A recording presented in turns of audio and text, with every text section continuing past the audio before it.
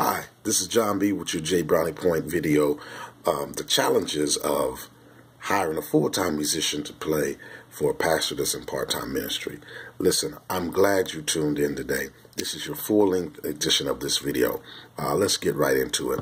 The challenges of hiring a full-time musician to play for a pastor that's in part-time ministry. The challenge is a lot of pastors today, although they're pastoring, they're in part-time ministry.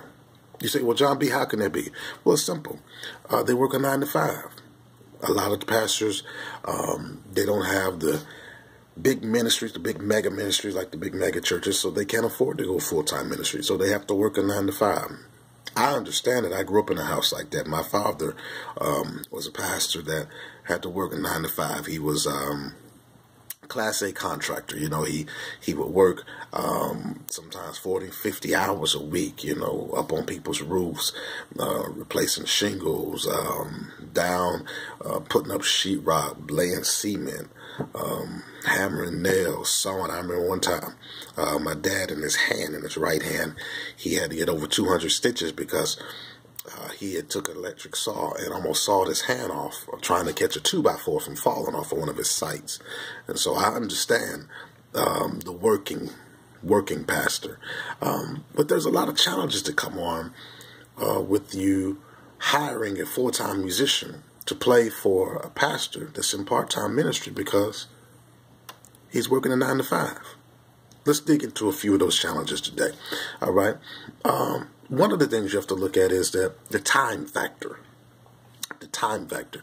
Now, to really break this time factor down, we have to understand that there are really 168 hours in every week. 7 days a week, 24 hours a day. There are 168 hours in every week. If you're a pastor and you're working a 9 to 5, that's 40 hours a week that you're working. All right? That only leaves you with 128 hours left out of your week. Out of that 128 hours, let's say that you get 6 hours of sleep each night. Now, I know doctors and everybody tell us we're supposed to get 8 hours of sleep. We got that. But the reality is most of us don't even get 8 hours of sleep every night. And let alone if you're a pastor in ministry and you're working 9 to 5, you're not getting 8 hours of sleep. So let's say you get 6. Most of us probably get less than 6, but let's just say you get 6 hours of sleep each night. 6 hours of sleep times 7 days a week, that's 42 hours of sleep that you've gotten. So now you're really in an equal balance of the time that you're sleeping versus the time that you're working. You're working 40 hours a week, 9 to 5, and you're sleeping 42 hours a week. So you only have 86 hours left out of the week. That's 86 hours for yourself. That's 86 hours for your family. And that's 86 hours to try to find some way to minister and be a pastor and hear a word from the Lord and study.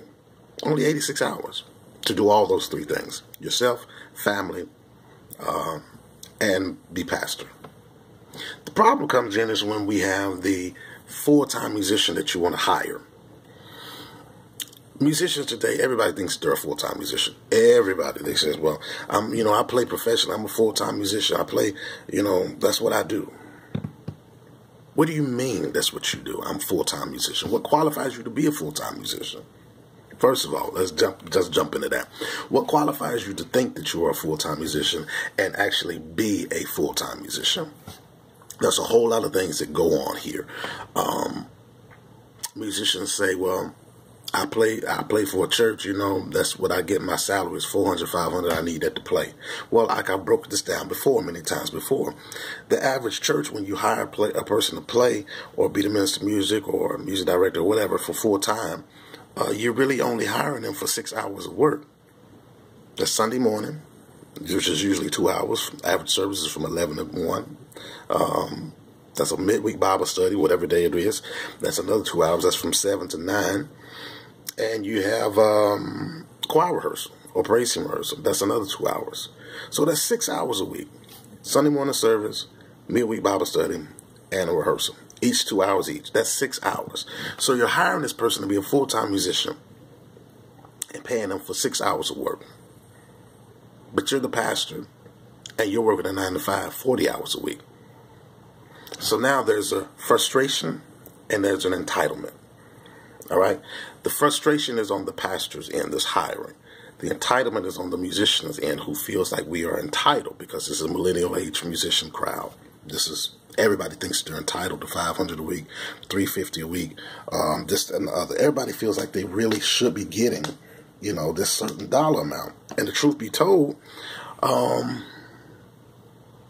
if I'm paying you $500 a week and you're only doing 6 hours of work, 3 services, Sunday, Wednesday, and a rehearsal, that's $83.33 an hour that you're paying your musician to be a full-time musician. $83.33 per hour is what $500 a week breaks down to for a musician that plays for a Sunday morning service, a Wednesday night Bible study, and a rehearsal. So now there's even more frustration on the pastor's part because the musician, by crunching of numbers, is already making more money than the pastor of the church. You're making $83.33 an hour as a musician, which breaks down to $500 a week that's playing for a church full time. And the pastor is working a 9 to 5, 40 hours a week. Musician, you got the same 168 hours in the week that the pastor do.